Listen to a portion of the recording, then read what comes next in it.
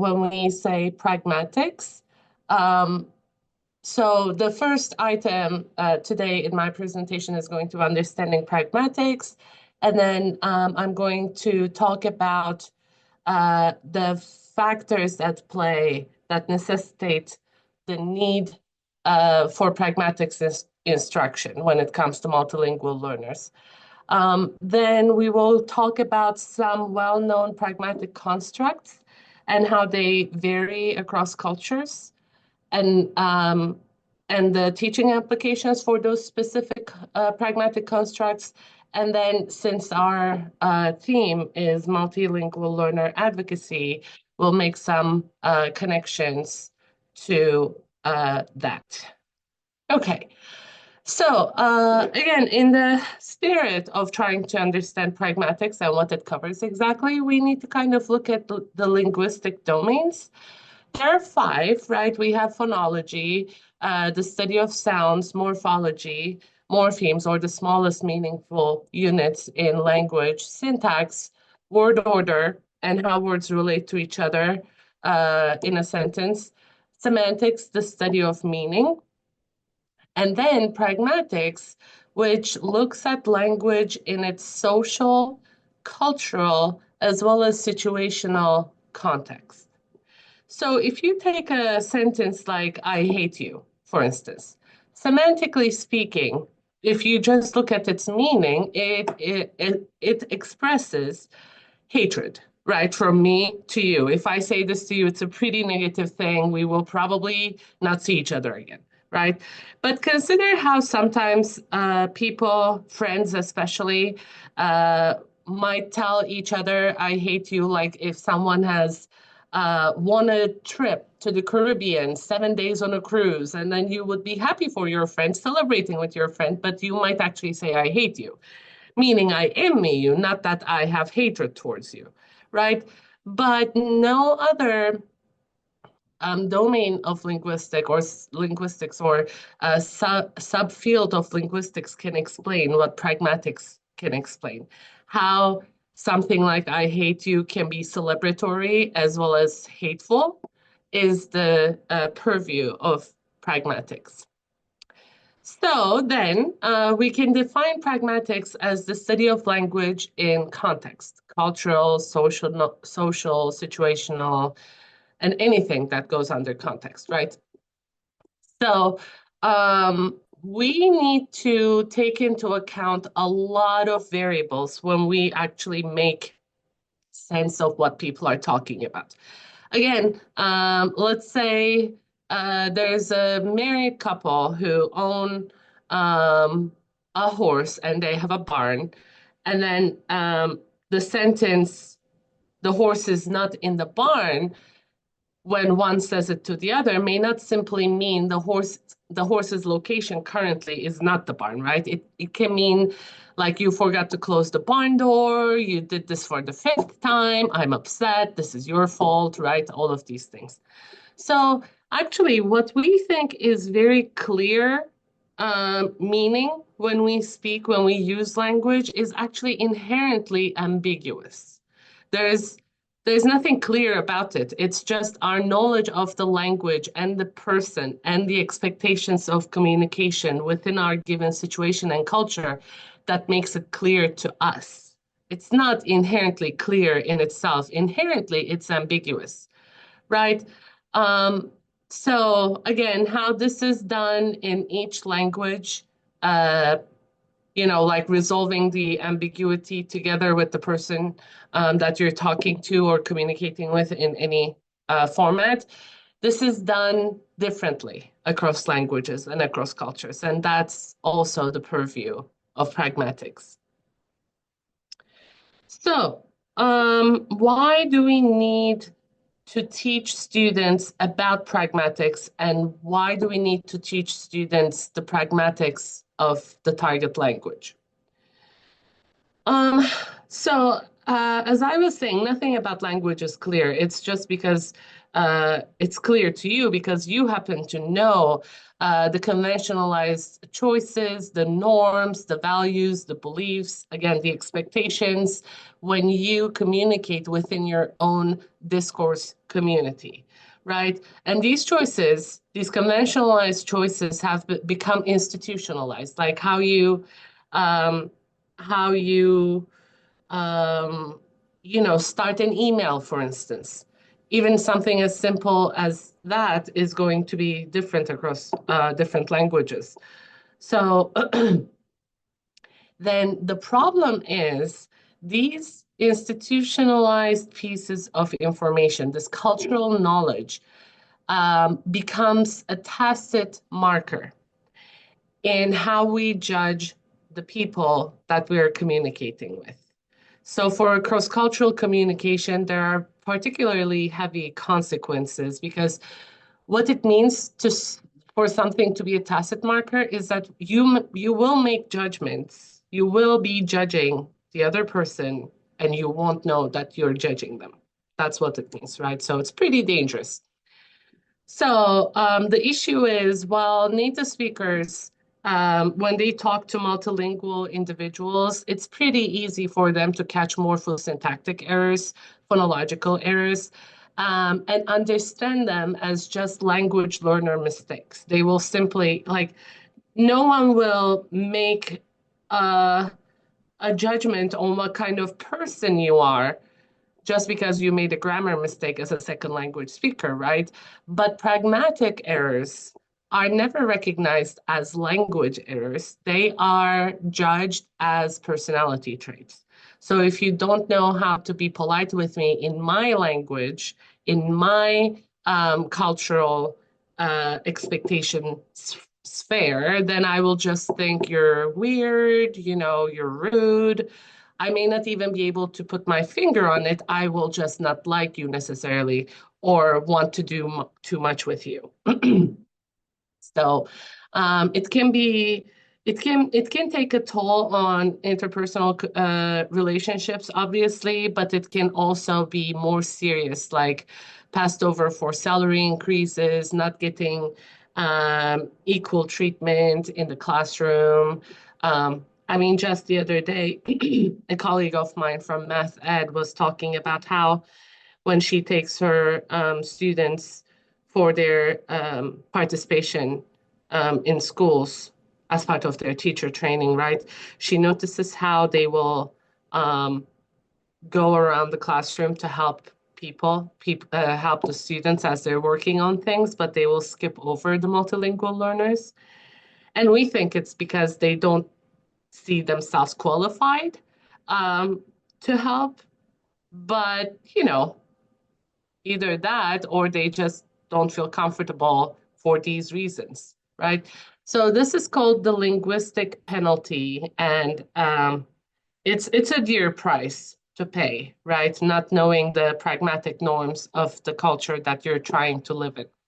And then, of course, it's not just the native speakers or the fluent speakers in the culture that are potentially offended or otherwise weirded out, quote unquote.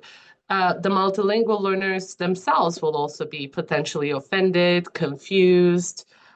So that's why it's really important to include pragmatic instruction when we're trying to teach a language in instructional settings.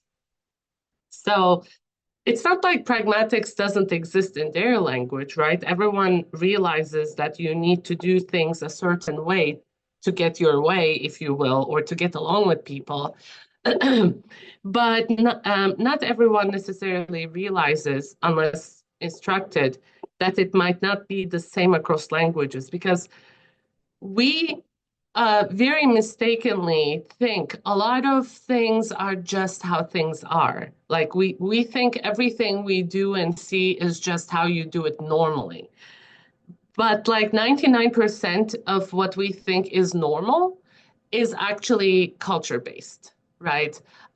So Multilingual learners will usually, especially at the beginning stages of language learning, will transfer all of the rules from their own language in pragmatics because they lack the pragmalinguistic and the sociopragmatic strategies because of their low proficiency, right? They can't yet put a few sentences together yet, so pragmatics is a little out of reach. Um, so and then there are also potential issues when, depending on whether the learner is taking a language specific approach to pragmatic tasks or a universal approach, right? Like, are they asking like when it comes to apologies, are they asking, would Americans apologize in this situation? Which assumes that an apology is necessary, already assumes that that's the case, and they're just wondering how would an American do it? Or are they taking a universal approach, in which case, in the US setting, in Iowa, does this transgression actually necessitate an apology? So it's one level higher. Um, I would normally ask for examples, especially if there are multilingual individuals in the room. Anyone?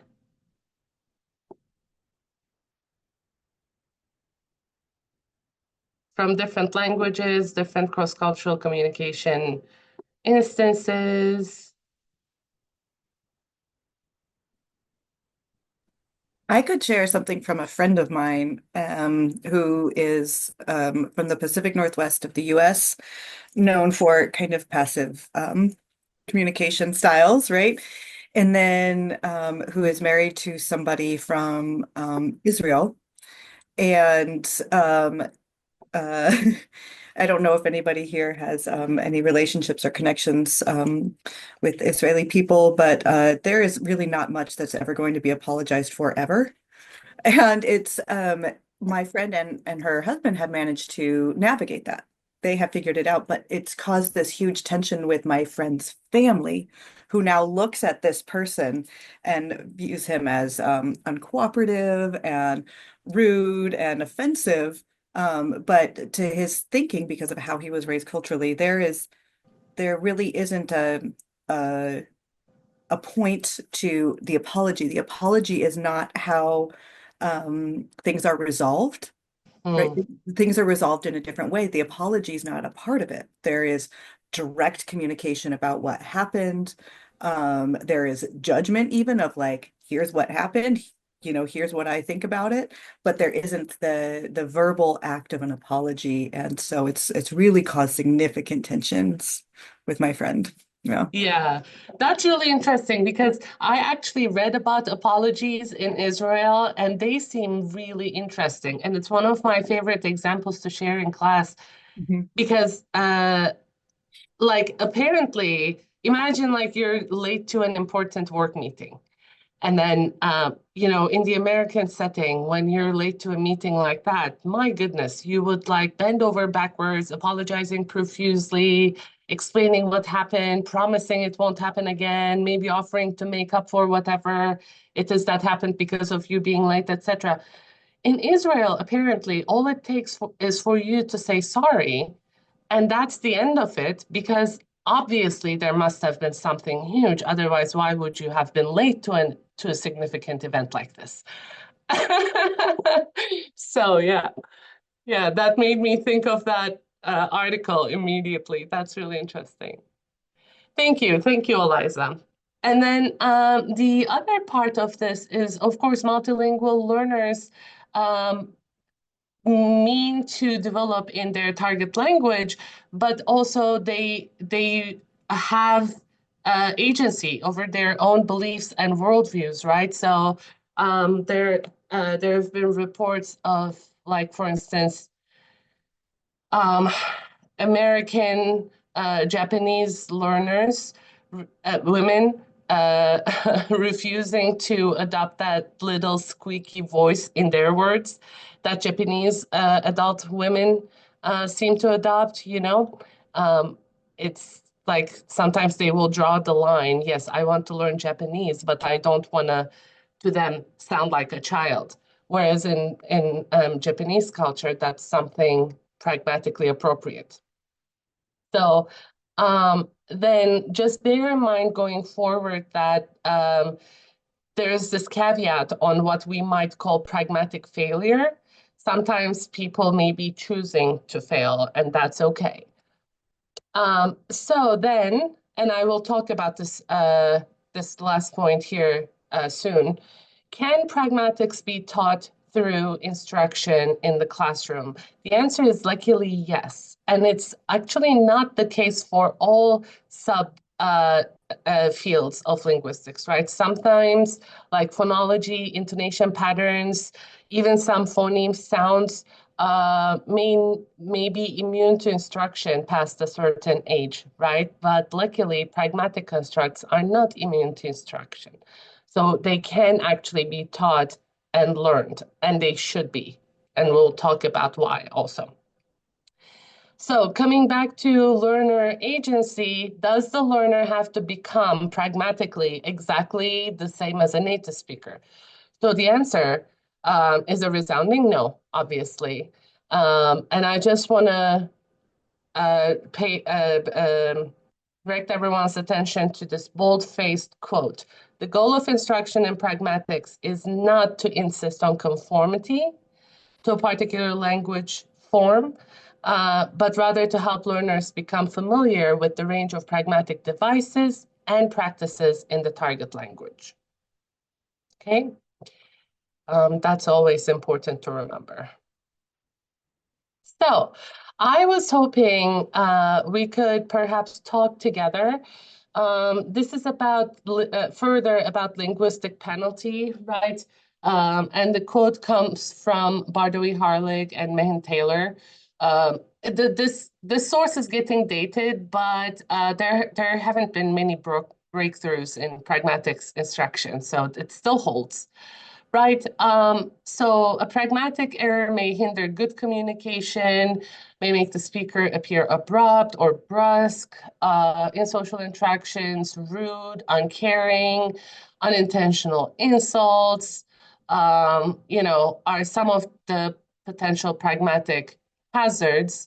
So, as I said, native speakers or other fluent speakers will catch morphosyntactic errors and treat them as language learner errors, but not so much for pragmatics. So I was wondering if anyone could think of examples, either your own lived experiences or, social media, movies. Those are sometimes good to work with as well.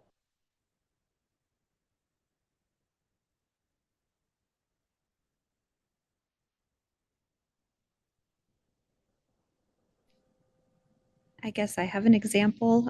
We have a Somali population here in our community, and when they first came to our community, we're from a very small rural community in Northeast Iowa, and the cultural interaction is very different from what we are used to with our Hispanic population and with our American, native-born people.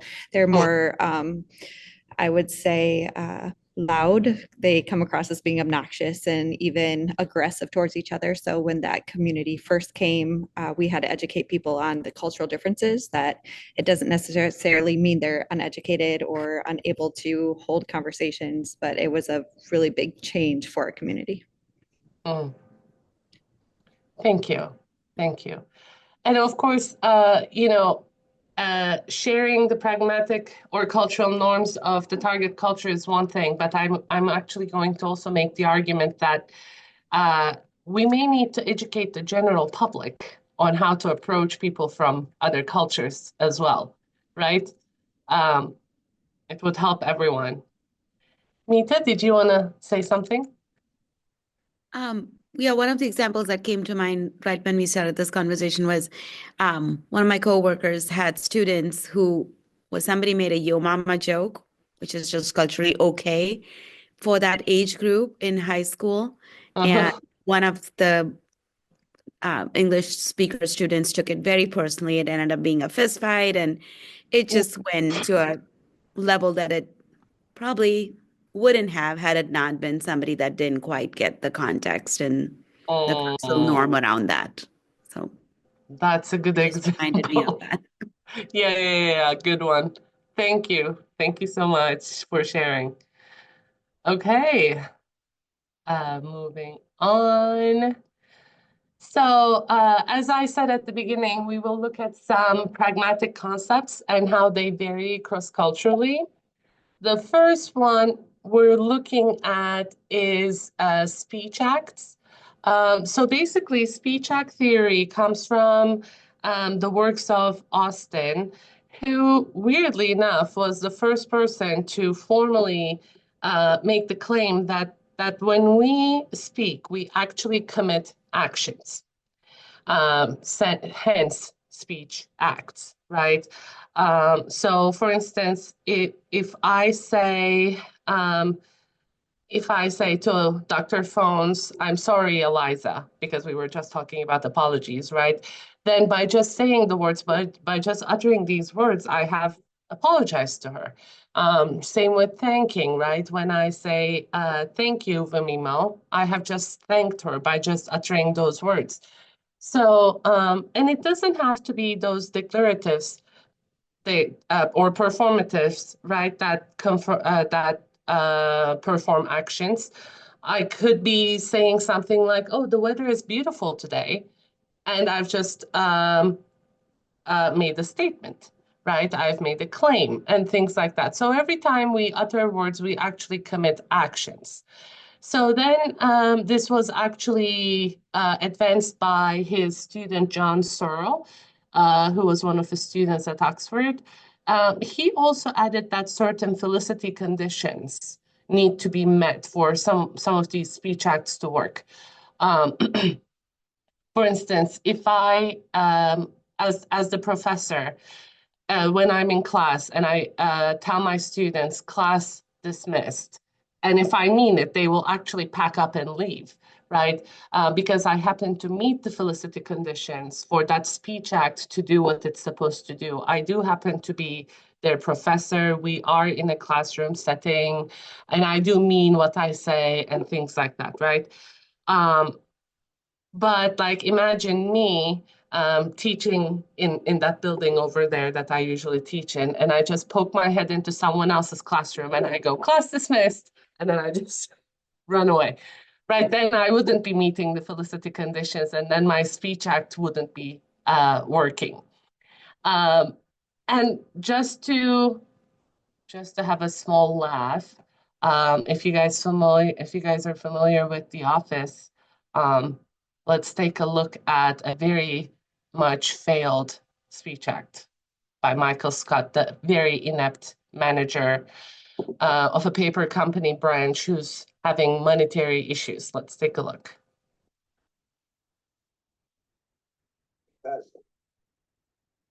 Money problems.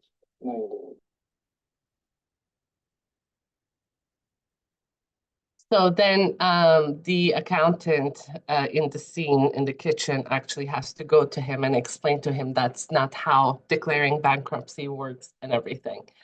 So the reason we're looking at all of these is speech acts are actually, universal. Every language, every culture has speech acts, right? But the actual realizations are going to be different, just like the apology example between Israel and the US that we were discussing. Um, People make requests, apologize, take leave, etc., differently depending on the culture. So, for instance, when you compliment someone's shirt here, people will either agree or disagree with your compliment, like agree as in they'll just say thank you and accept the compliment, right? Or they might just say, oh, it's just something I threw together. In Chinese, people are a lot more likely to reject the compliment because humility is more important in that culture compared to here. And then in Arabic, if you compliment someone's shirt, they might actually offer to give it to you. Um, because they value interpersonal relationships above all, and something material like a shirt or a bracelet is nothing. If you like it, you can keep it. So then, as you can imagine, cross-cultural variation in how people realize speech acts can create communication problems of varying seriousness. Um, and it doesn't matter if you're speaking the language correctly, right? Grammatically correctly spoken words can still get you in trouble pragmatically. For instance, in Polish, apparently, bald imperatives, like just giving the command without any softeners or hedges or anything, are acceptable between intimates. Whereas in Turkish, for instance, among other languages, I'm sure, even between intimates, bald imperatives are not going to be acceptable. You need this little morpheme in there to soften it just a bit. Um, and then I always share with my students when we're talking about speech acts and cultural variation. When I first got to the United States, I would be walking across campus, right? And I would run into someone I know, and they would be like, "Hey, how are you doing?" And I would actually stop and explain how I've been doing, and then ask them back how they're doing in response to their question. And by the time I'm done talking, they're halfway across campus, right?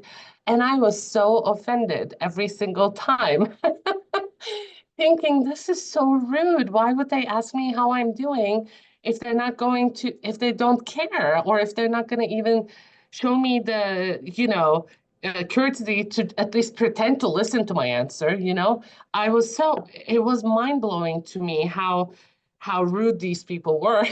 Then I realized, thank you, linguistic training. I realized it was just their way of saying hi, and it wasn't meant to be answered and taken, literally. But the thing is, if someone had taught me about that before, I wouldn't give wellness reports to half the campus for that month or two that it took me to realize this.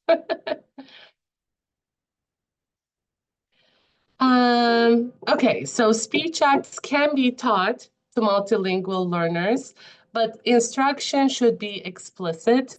We have this very uh, prevalent idea that you can just expose people to language and it will take care of learning.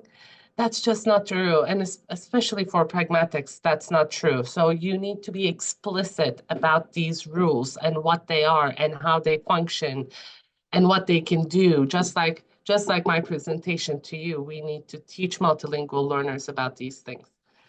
Um, and then they need to be task-based. So, they need to have meaningful practice of these pragmatic constructs that they learn. Collaborative, obviously, as with everything language teaching related. And most importantly, based on naturally occurring speech. Meaning, when we teach pragmatic constructs in the classroom, we can't just make examples up because research has found time and again that what we think we say isn't actually what we say. Like even if you like sit down and actually think about, how do I apologize? What do I say when I'm leave taking and things like that? The things that you come up with won't be reflective of your actual actions.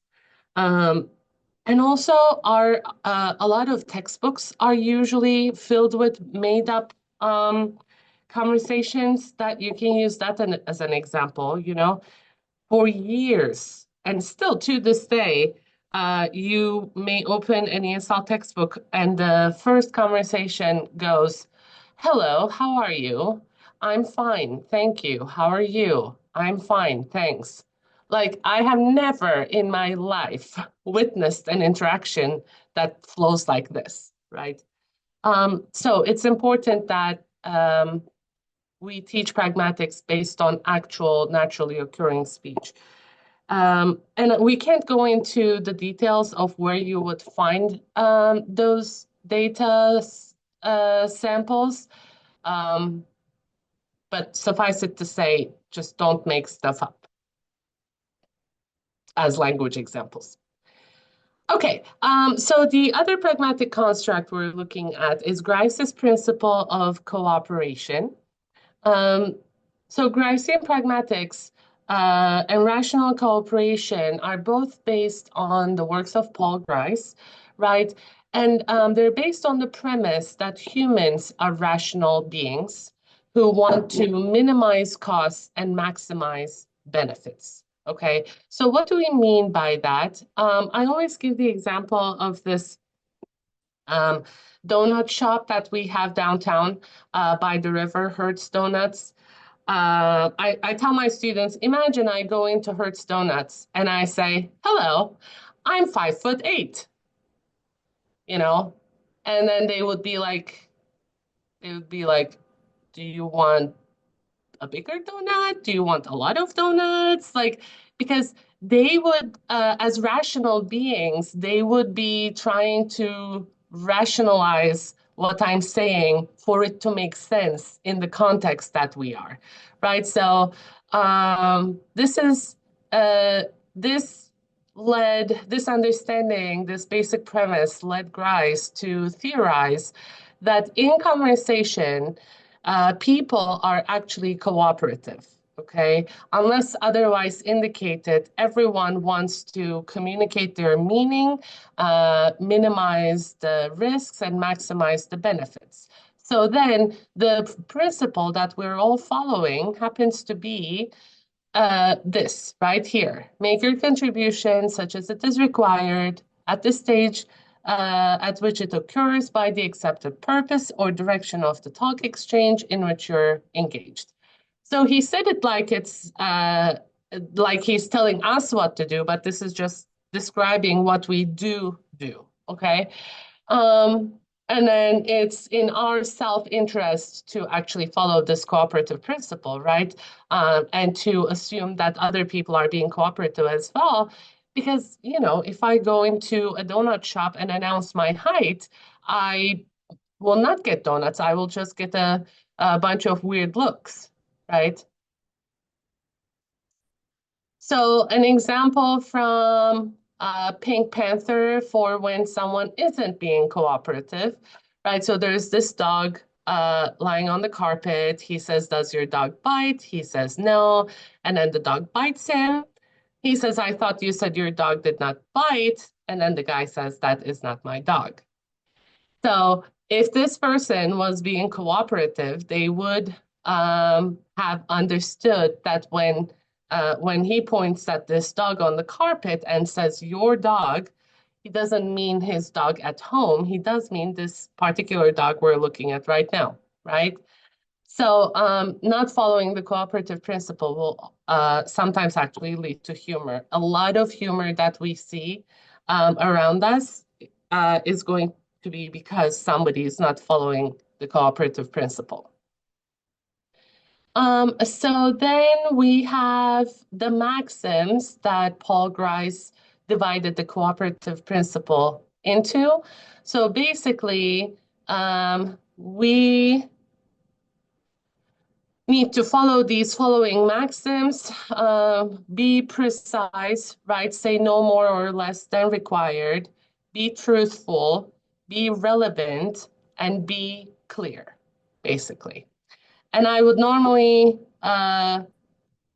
play this video that shows how these maxims can be violated and then create humor, just to give us a better idea of the maxims. But for the sake of time, we're going to skip that and that and that.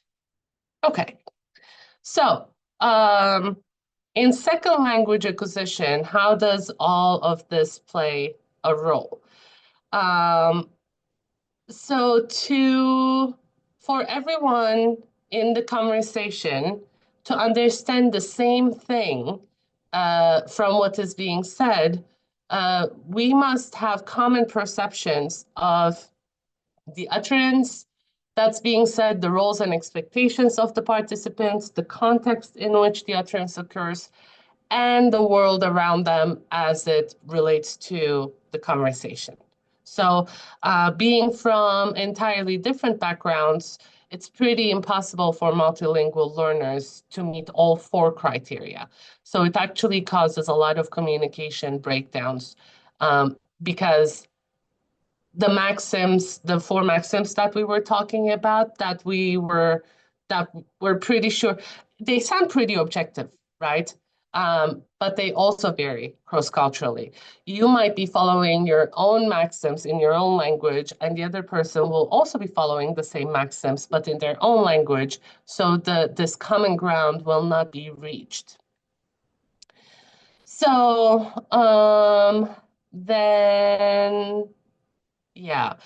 It takes multilingual learners years, up to 10 years, to understand these differences unless there's instruction by teachers.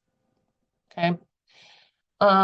So just to give you an idea, to understand how the understanding of the cooperative principle may be progressing in multilingual learners, they tested people who have been in the US for 17 months, for 33 months, and 4.5 years, right? So it kind of shows us like a little over a year, and then about 3 years and 4.5 years.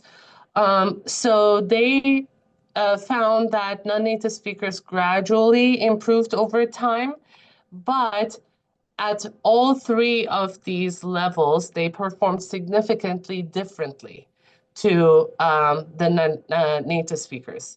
And then just to really show us how culture and language background plays a role, speakers of German, Spanish and Portuguese, Taiwan Chinese, Korean, Japanese, and mainland Chinese in this study all understood English implicatures differently than each other and than native speakers of English.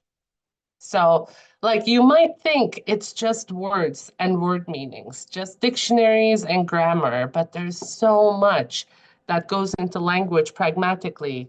That's why it's so hard to learn all of this on your own without instruction. So just to show you how far off a multilingual learner can be from what you would think, here's an example. So multilingual learners were given this conversation example with this intro. Frank is a big sports fan. So Jim says, "Did you see the game last week?" And Frank answers, "Is the Pope Catholic?" And these multilingual learners were asked the question, what does Frank's response mean, right? So example learner response 1, they were trying to kind of make sense of how is the Pope Catholic is an answer to, did you see the game? So the first learner said, when people take part in the Pope Catholic ceremony, they can feel it's too long or boring. Because Frank is a big sports fan, he saw the game and disappointed the game was boring. So I guess they thought Frank's answer was that, yes, I saw the game and that it was boring. And then another example, the learner was trying to connect the dots and they thought Frank is a big sports fan. Frank sees all sports games if it's not prohibited. Frank thinks only Pope Catholic. I love how they took the Catholic Pope, like Pope Catholic, like name, last name. Frank thinks only Pope Catholic and prohibits seeing the sports game. So I guess they took it to mean no. The answer to mean no. So, I mean, this is just to give you an idea, right? It's not as easy as one might think. There's so many layers that go into making sense of what someone is saying, okay? So, as with speech acts, research has shown that the cooperative principle is also not immune to instruction, right? Instruction into the cooperative principle actually works. So just remember the learners trying to make sense of, is the Pope Catholic, and how how they were struggling. And this is just one example. It's just one sentence that confused them so much. Imagine how much confusion they would be saved if they received pragmatics instruction in the classroom. Politeness is another concept that is cross-culturally variant, right? Yes, politeness is a universal concept. Every culture has politeness and impoliteness, but what it looks like actually changes across cultures, like with other things. Um, so one very influential theory of linguistic politeness was Robin Lakoff's, where she said, if you want to just communicate, then you can follow the rule to be clear, right? If your goal is to just communicate, just be clear. But if you want to be polite, then you need to go with the second, which means don't impose on people, give people options, make the hearer feel good, be friendly to the hearer, and all of these things. So she was saying the point of politeness is not being truthful or clear or to the point. The point of politeness is to hide your feelings or show feelings that you're not actually experiencing. And normally, and in interpersonal communication, Lakoff argued that politeness usually supersedes clarity, right? And usually I would ask people to look at their own conversations on their phones, and catch a time when they were being polite, but not necessarily truthful. And usually we have really good examples, like when someone is trying to tell another that they're late, but instead of saying, "You're late, where are you?" they will say, "Didn't we agree to meet at such and such time?" You know?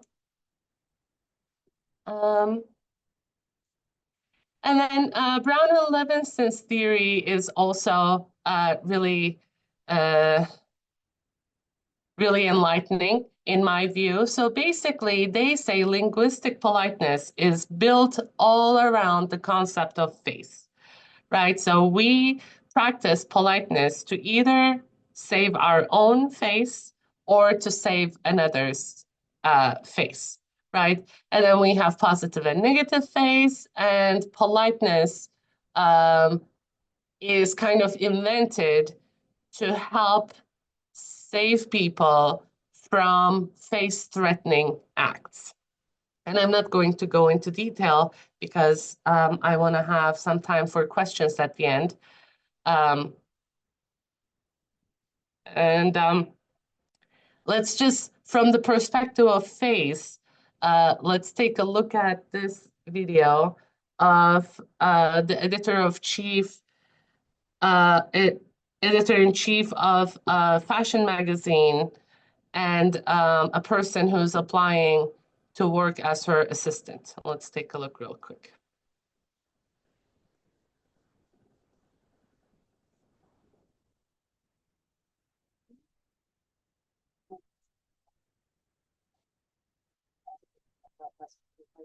What are you doing here? Well, I think I could do a good job as your assistant. And I came to New York to be a journalist and sent letters out everywhere. And then finally got a call from Elias Clark and met with Sherry at the Human Resources. And basically, it's this or auto universe. So you don't read runway. No. And before today, you had never heard of me. No. You have no style or sense of fashion. Well, I think that depends on what you're. No, there's no question.